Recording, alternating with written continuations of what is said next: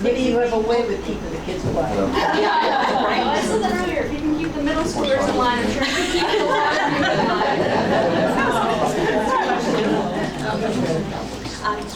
We're going to leave the door open for a moment because this poor lady is waiting for AAA to come. So once they come, we'll close the door. We have air conditioning going. Sorry. No, that wasn't wise. I know somebody saw it and reported it. Thank you. Community.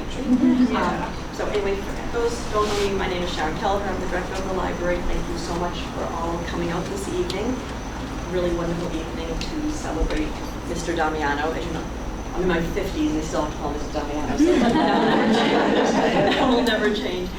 One serious note, we do have some books, so this is a serious topic, so we did get some books here, some titles that we have at the library. If you're interested and you want to reserve them, these are some of our newest books, and also we have set up some more resources on Parkinson's disease. And you can go to QR code and you'll find a list of references that we have as well. So, having said that, again, thank you for coming. Thank you, NORCAM, for recording this.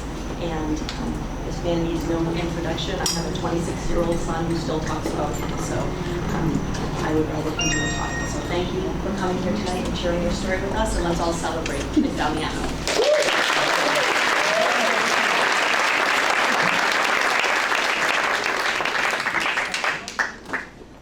Good evening, and thank you for coming out to give this senior citizen speak.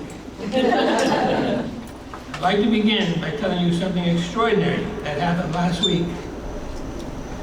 The bureau in our bedroom was magically elevated and smashed into my face at a pretty high rate of speed. I spent the next 8 hours at the Brigham Emergency Room trying to explain to the nurse and the doctors the physics of how such a thing is possible.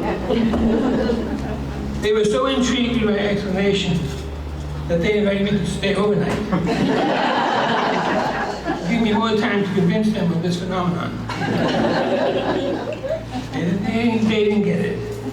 Instead, they concerned themselves with blood tests and CAT scans. I made it crystal clear that I had to be home by Tuesday for this presentation. So here I am.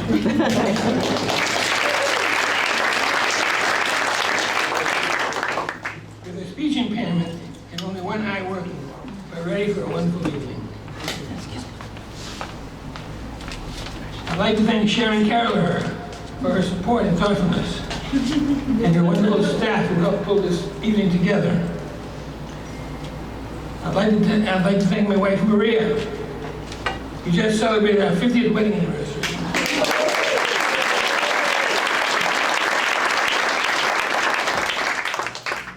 It's hard to believe that it's been 50 years since she was completely smitten with me. 50 years, and not only do we still love each other, but we like each other.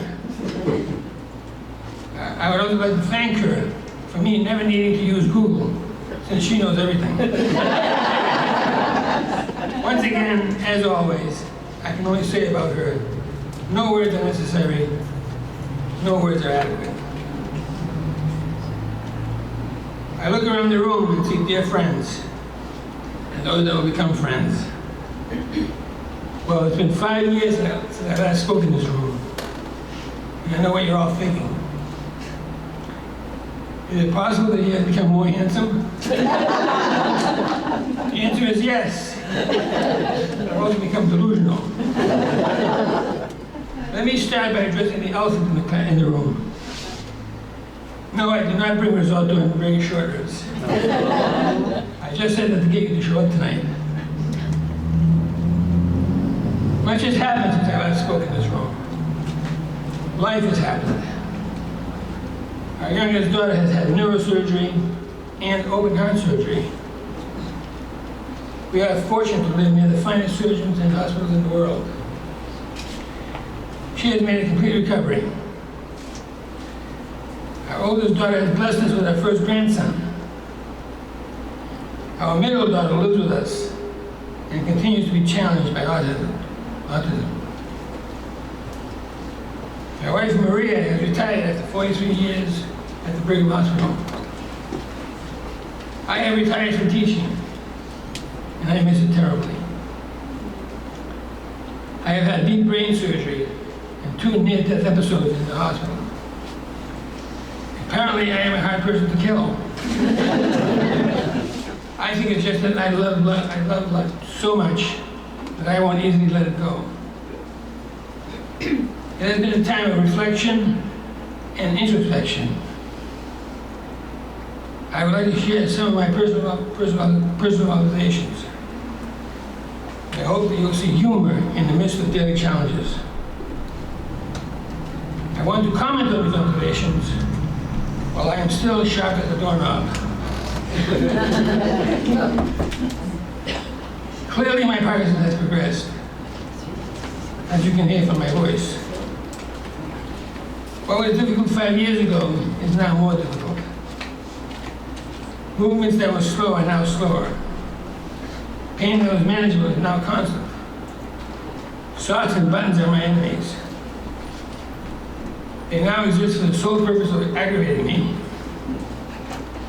Sleep that was never good is now impossible. I read recently that everyone should get 8 hours of sleep. I naturally assumed they were talking about 8 hours per week. This is simply the tragic reality of Parkinson's.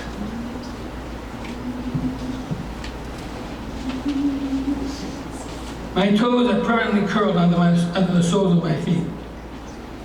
It is quite painful. On the other hand, it makes for a terrific excuse as to why I can't dance. I have endured 4 attempts at having Botox injected through the bottom of my feet to try to relax the muscles and uncurl my toes. The pain is considerable. 4 attempts have not been successful. On the other hand, I have no wrinkles on my face.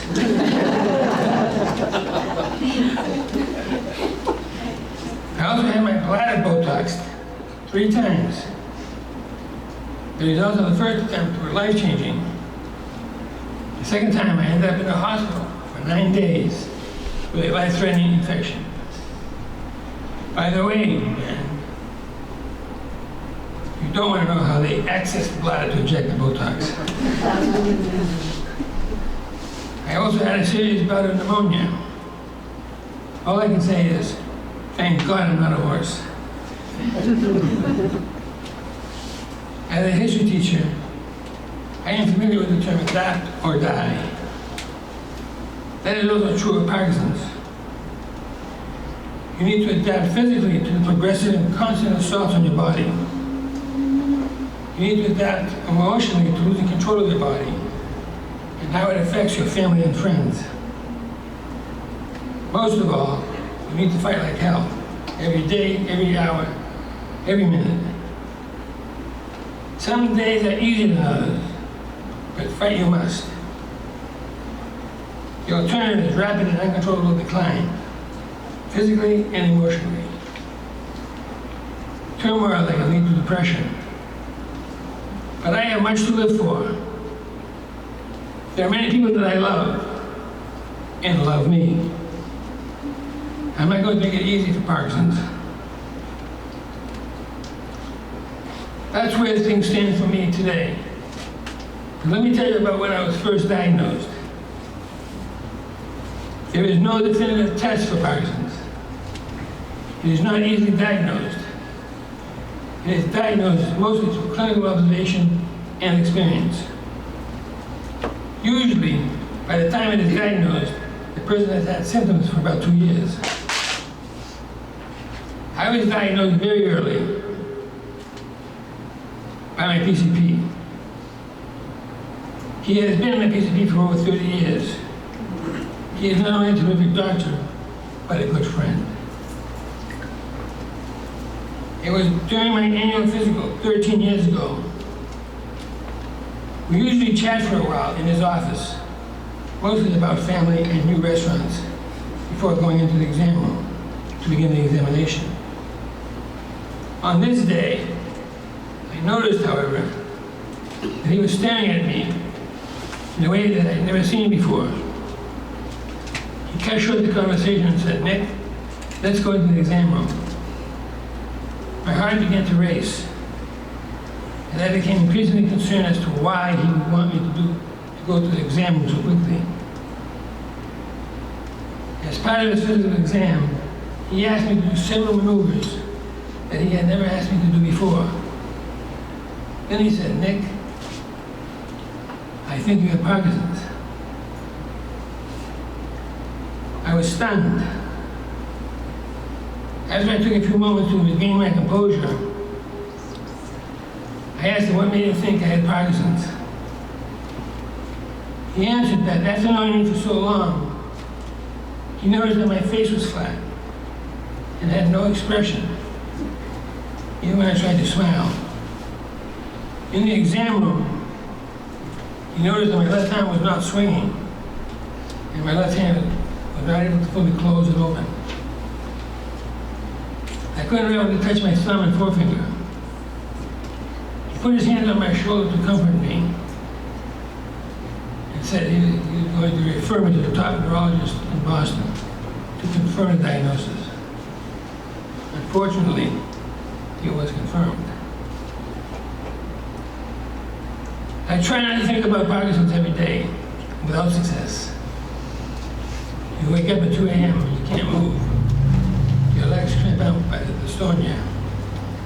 The 6-foot walk to the bathroom with difficult feet, sliding along the bureau and sliding along the TV stand, finally grabbing hold of the towel rack and the edge of the sink to get to the toilet.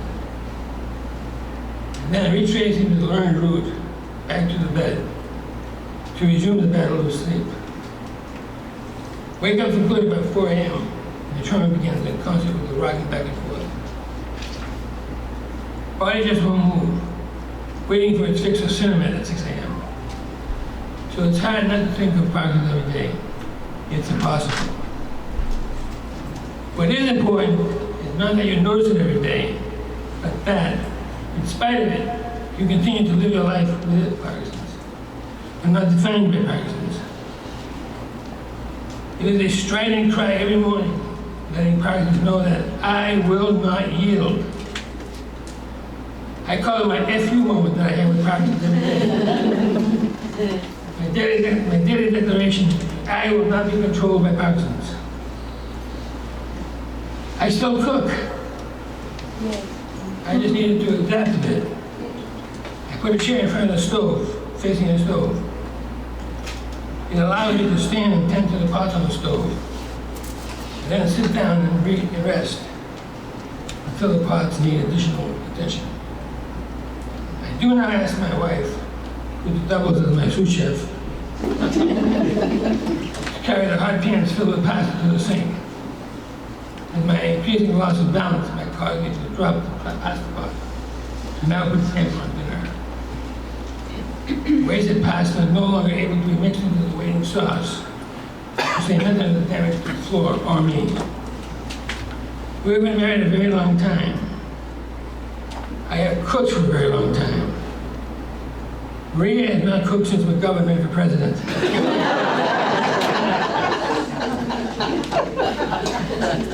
Maria has eaten my food for a very long time. It reminded me of the time I got a call early one morning from a longtime doctor while I was teaching first period. I took the call because it was highly unusual for him to call me at work, and so early. My heart was racing. He said he wanted me to have a CAT scan as soon as possible, as there were some troubling lab results from the annual physical that week. He said his office could probably schedule it, but Maria could schedule it sooner. I called Maria. She said, "Come to the hospital now." So, with my principal's approval, I headed to the Brigham. When I got there, they were waiting for me and scanned me right away. I got dressed and started to leave, but Maria said, "No, let's get the scan read." We walked to the dimly lit reading room. The doctor coming that day read the scan and said there was nothing to be concerned about. Relieved, I once again started to leave. Maria said, "No, wait." She returned to the chief of the department, who did a secondary reading. He concurred that there was nothing to be concerned about. He turned to me and said, Mr. Damiano, I understand that 2 hours ago you were teaching class in North Reading. In 2 hours, your wife got you scanned, had it read, and posed me in a meeting to do a secondary reading. She takes very good care of you. I answered, Doc, she can't cook.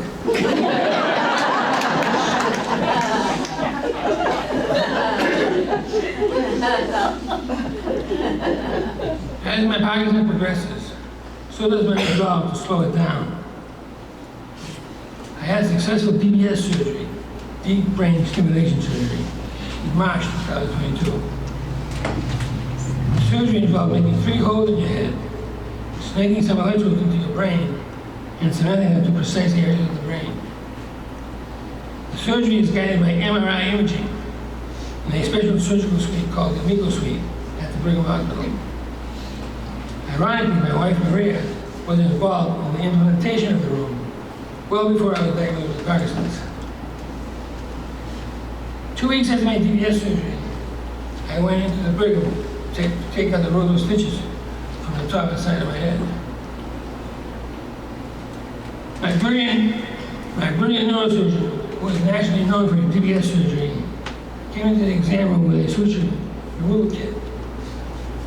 He recognized Maria and said, "You know how to do this. I'll be next door with another patient. I'll be back to examine Nick when you're done."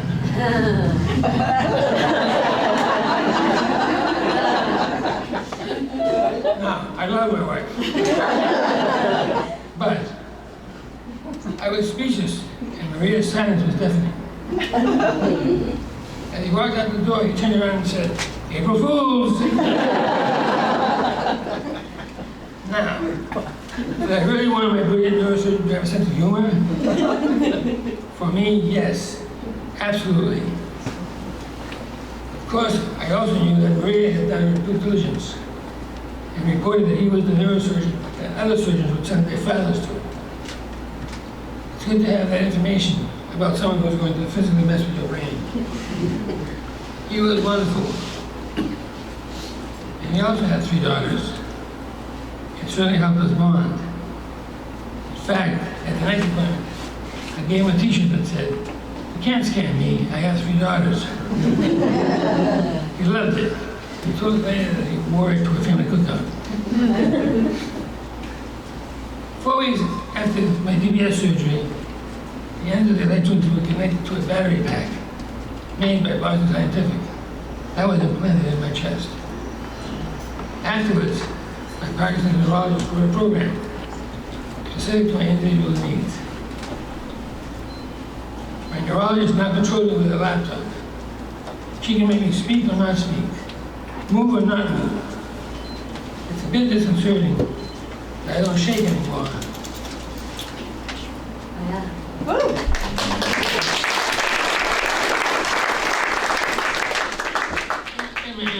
And my dyskinesia is under control. Pretty remarkable stuff. Talk about cutting edge technology. I worry, however, that some 14-year-old kid will hack into Boston Scientific. And I may start doing jumping jacks. After my DBS surgery, I was put in a regular surgical floor, since the neurology floor was full. I was having no ill effects from the surgery, except for freezing, which is typical with Parkinson's. It is a condition where you literally freeze, unable to move, as if you are standing in cement. You are alert but can't move. After my surgery, the surgeon wanted me up and walking as soon as possible. So the night nurse held me out of bed, took my arm, and walked with me. After a few steps, I froze. The nurse asked me if I was okay. I said I was freezing. The nurse, who was very young and never worked on a neurology floor, said, "Not a problem, I'll give you a warm blanket." And now he was later came to help me not freeze.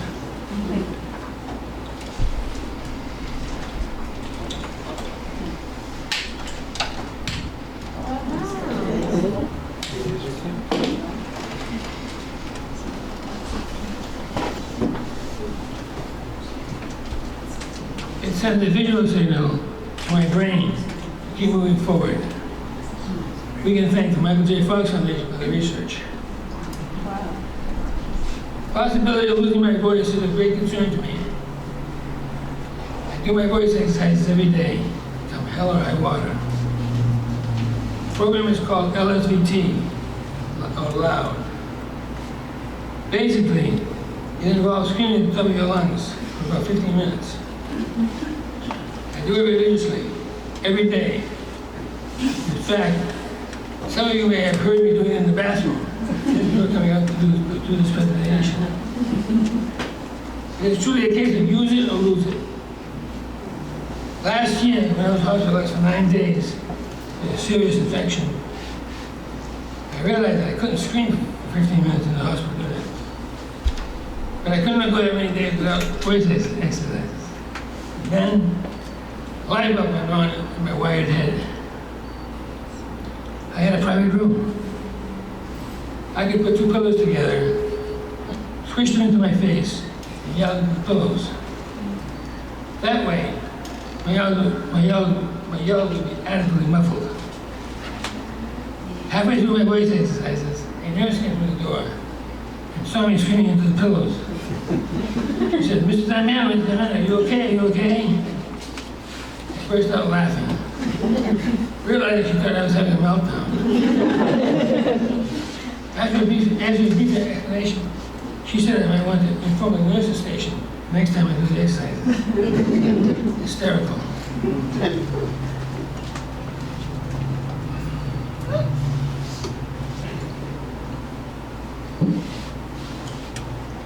I am retired. I wish I didn't have to be. Parkinson made the decision for me. I always thought they would have to drag me out of the school, kicking and screaming, all the while still spewing facts about the magnificence of the Renaissance. Teaching has given me so much, fond memories and insightful, treasured interactions with students. It has helped immensely to fight the occasional darkness of Parkinson's. I love the quote of the day that I incorporated into the first 5 minutes of every class. The students will be so excited about who's going to be chosen to put a quote of the day on the board next morning before school. The only ground rule was that it be a positive, thoughtful, and uplifting quote. A student who had not yet been chosen to do the morning quote raised his hand furiously when the class chose him, since he had not yet been chosen. Next morning, I came into the classroom. This was the quote of the board. Life is hard, then you die.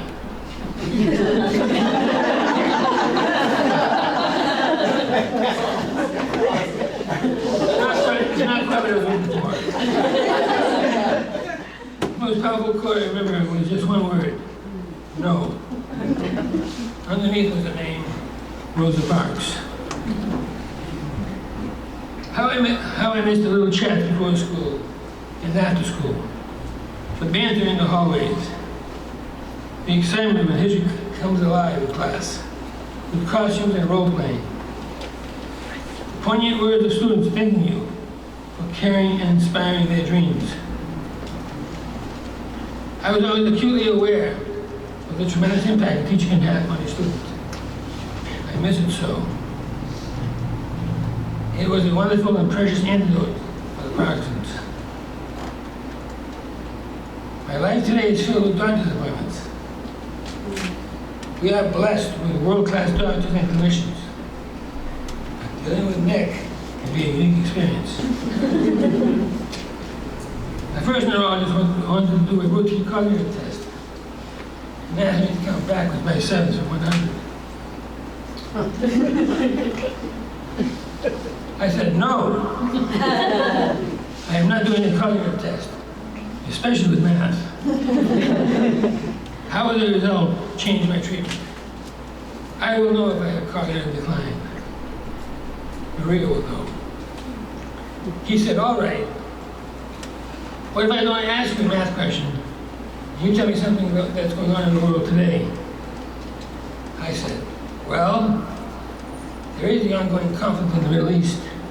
The Palestinians want a two-state solution, but the Israelis point out that the West Bank Palestinians and the Gaza Palestinians do not get along, and they're in conflict with each other, even though both groups are Sunni Muslims. So how can you create a unified Palestinian state?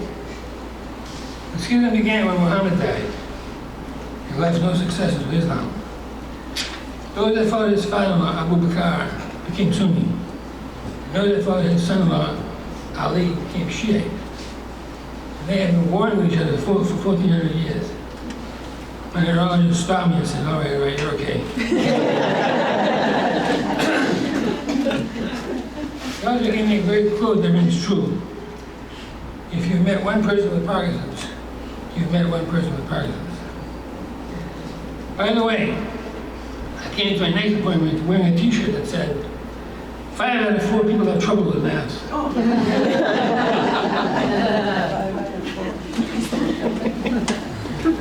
Another neurologist asked if I hallucinate. I responded, how would I know? Just recently, my current neurologist was going over the number of medical issues and operations I've had, besides the Parkinson's, for the last 10 years. She said it must be overwhelming. I looked at her, and at the top of my lungs, in her office, I started singing, it's a heartache, nothing but a heartache.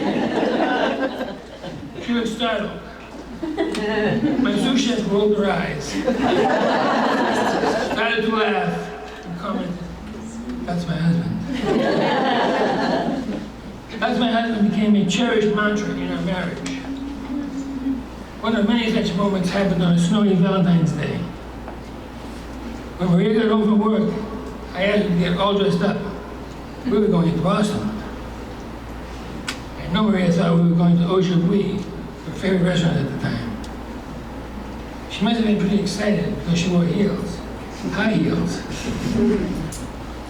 We waited for the babysitter, that is, Nana, and we left for Boston, or so Maria thought. As I was driving down Haverhill Street, I pulled into the parking lot of the O'Leary Senior Center. Maria said, okay, what are we going to do, neck before we go into Boston? I said, no, we're going snow tubing. And the heroes in the dress, responded Maria. No, I have a winter gear in the trunk of the car. So with Maria's faith in my judgment, we changed into our ski clothes and winter boots. I took out the snow tubes from the trunk, and we snow tube down the town common, laughing uncontrollably. After a few runs, I took out a basket, prosciutto sandwiches, and a thermos of hot chocolate. And we enjoyed them in the gazebo. I then got a boombox.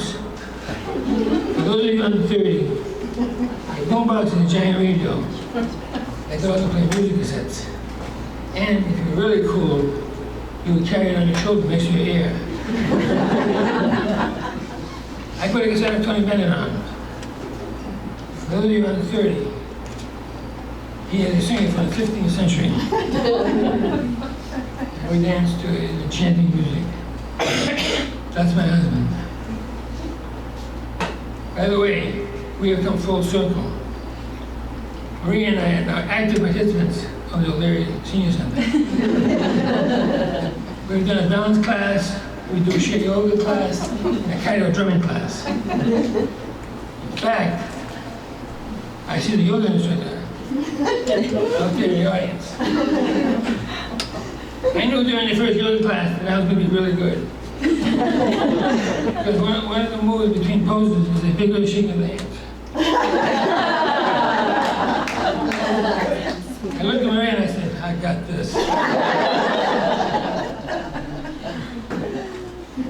I really miss driving. I found it relaxing. There is no longer that sense of independence of just simply driving to the supermarket or having the ability to drive someone to the hospital is for me a profound loss. I used to do all the driving. Now I do none of it. Maria does all the driving now. And I have learned some new things from her. You can't make eye contact while driving. With passengers in the back seat. You can easily put on mascara while driving. And why waste time having breakfast at the kitchen table? You're gonna have it while driving. I remember our oldest daughter coming home with her mother from her first summer job at the Brigham Hospital. She came up the stairs and with wide eyes said, "Dad, have you ever driven with Mom in Boston?" I thought that she never heard the expression driving by intimidation. But she was in driver's ed. Maria is not intimidated by Boston driving. Driving with Maria continues to be an adventure. But Maria is very punctual and dependable Uber. If the price is right. I belong to a choir where all the participants have Parkinson's. We are all on the Parkinson's journey at very different points on that uncertain road. We call ourselves the Trumbull Clubs.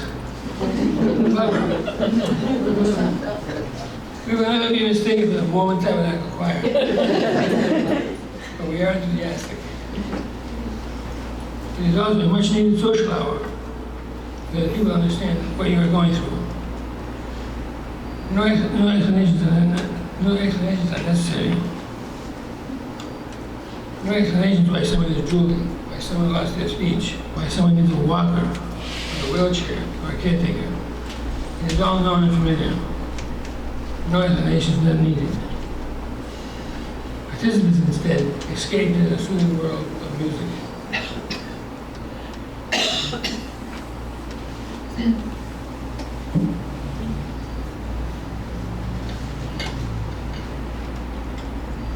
It is not easy or pleasant speaking about my mortality, but I must. What should we do with our house? We raised a family there. It's full of priceless memories of birds, of birthdays, of proms, of Christmas mornings, of happiness, and 7,000 daily cycles. The house is too big now. I am not unable to help out with maintenance. My youngest daughter said that some of her friends had a summer home and winter home. I responded that we too had a summer home and winter home. It's just the same address.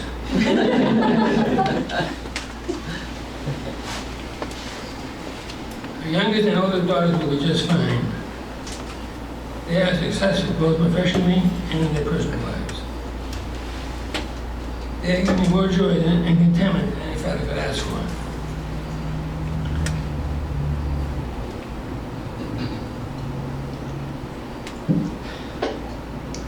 Julia.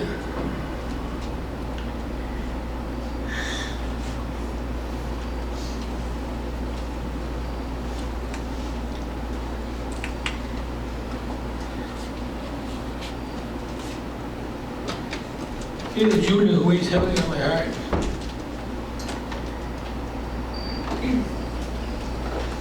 Did she realize what is happening to me?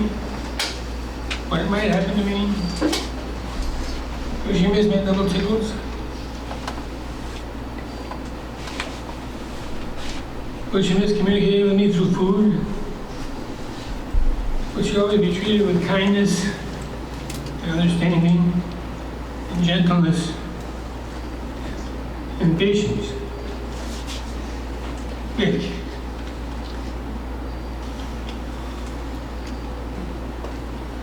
We have given Julie a good life. She has given us a deeper understanding of unquestioned love. The world can be a nasty place with vile people who take advantage of a beautiful non-verbal woman. Who will know?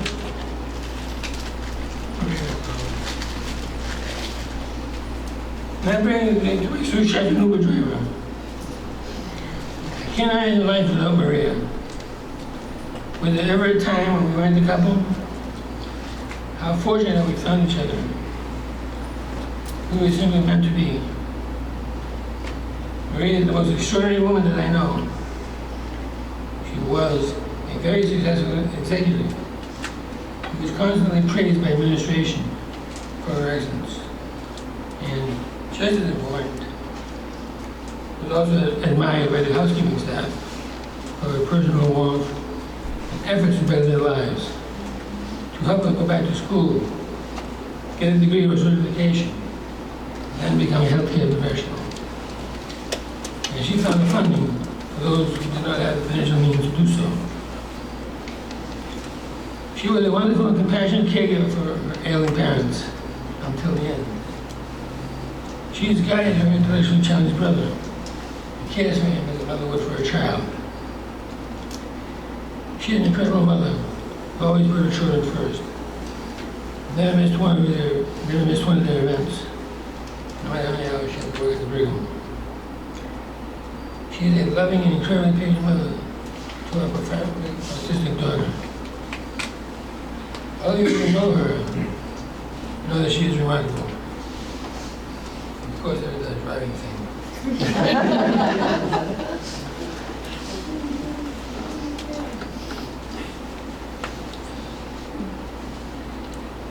It is heart-wrenching that there may be a time when we are not together, when we are not laughing together, crying together, enjoying great food together, watching our children grow and thrive. Look at each other and know that we are perfect for each other. I simply have to look at her and truly, no words are necessary. Maria, however, uses many, many words. 52 years together, and we are still like kids.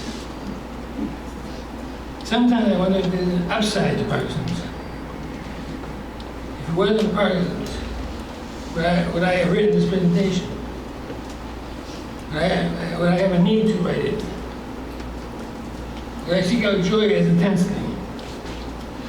Would I worry less and less about small things, and more about things that are truly important, family and friends? Would I spend more time watching the sunset and performing a genuine act of kindness? Has Parkinson's caused me to be an even better husband, father, and friend? Sometimes this viewpoint works. Most times, F you Parkinson's feels better. All these stories, all the memories of family, friends, and students. This is how I cope with Parkinson's. How I keep Parkinson's at bay. How I don't let it consume me. And always there will be humor. I am hopeful for the future. I am realistic about the present. What the ravages of Parkinson's, about what it can become.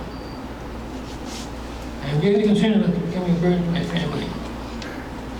That I will not be able to dress myself, bathe myself, toilet myself. That I will look at my children's faces and not recognize them. And I remember the sweetness of their laugh. And I will remember what they mean to me. Unable to acknowledge their concern for Daddy.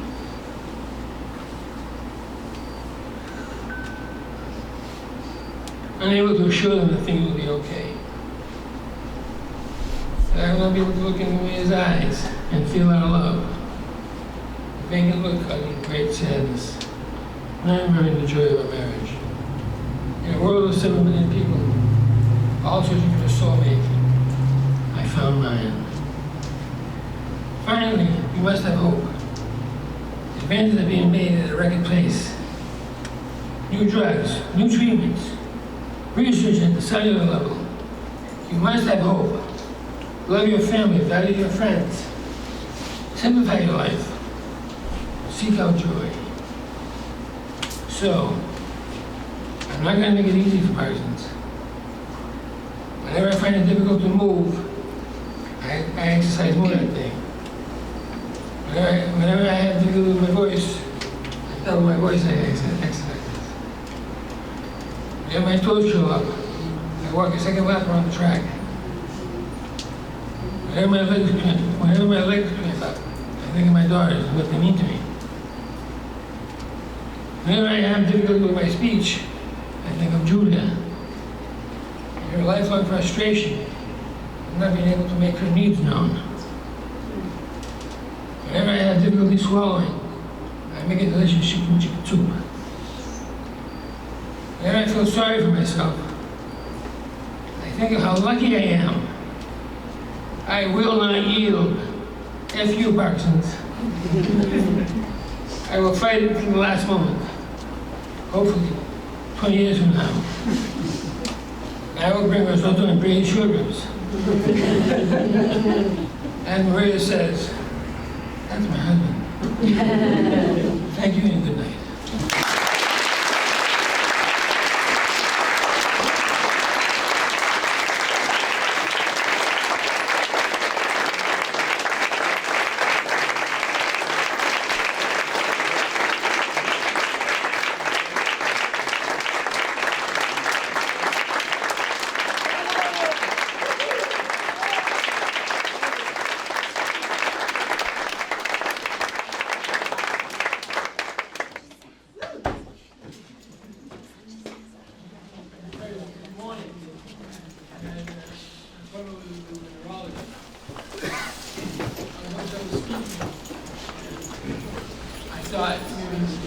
She was ready to do the program for me.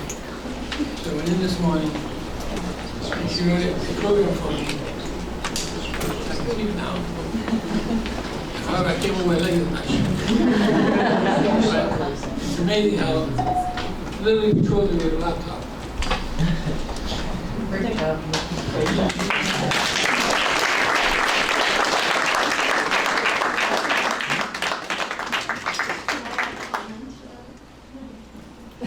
I think it's just, well, I can say a lot about him, but as he said, I could go on and on and on. But what he just commented on with his DBS surgery, the deep brain stimulation, something that's been in the news just this week is how the programming now, they've developed a tool that uses AI to automatically make adjustments to the programs. So instead of having to go in, when he first had his surgery, he'd go in every other week to tweak, to find the best program that would balance the speech needs and the physical needs, etc. And now this year, only 2.5 years after he had his surgery, they're using AI to automatically program real time. Can't wait to hear more about that. Yes. So there's just so much wonderful that's happening. It's an exciting time for Parkinson's. Yeah. As my neurologist said, if you're a mouse, we can do it. Sometimes at some of the visits, I feel like I'm in a comedy. But to listen to the science, and there's a serious part to it as well, it's just amazing to me, and to see the techniques that are used, it's just amazing. And I was pretty discrimination girls all over the place. I did the DBS surgery. and even now.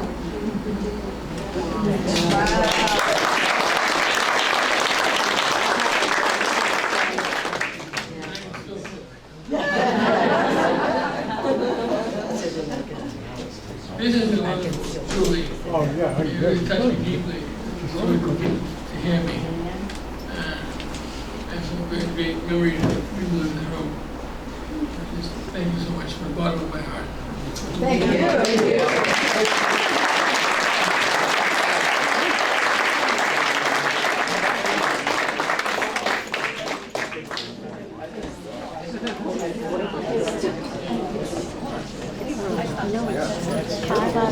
Don't turn into this.